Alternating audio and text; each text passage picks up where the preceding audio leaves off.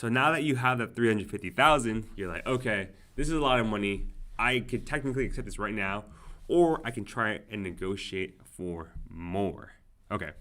So in order to negotiate for more, what you would do is you would do the following.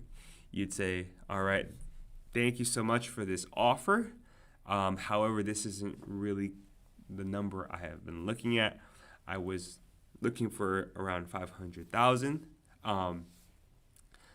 Can we modify the offer? Okay, I want 400,000 or 450,000 total compensation. Can you please go back to the hiring to the can you please go back to the compensation team and tell them I'm looking for total compensation of 450,000.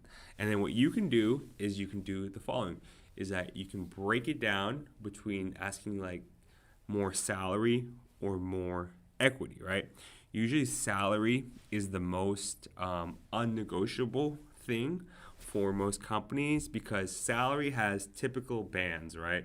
But for equity, you can always ask for more. So if you find it more important to have more equity, then ask for more equity. If you find it more important to have more salary, ask for more salary, right? What you can do is if you want more salary, you can try and get to the top of that salary band and then ask for like less equity to hit that 250,000, right? Or 450,000, right? The thing too with bonus is you need to keep in mind most bonuses are kind of a set level in the sense that way. So two things to keep in mind is that after you negotiate that you get that first offer, tell them you want a higher offer because it's not what you're looking for, and then you're able to ask for more salary or more equity based on what you're looking for, right? And then they'll come back to you and give you that revamped offer. And if you like that offer, if you feel that it's kind of hitting the mark, then accept the offer. If not, and if you think you can get more, approach it the same way. Say you're gracious, thankful for the offer, and then ask for more, right?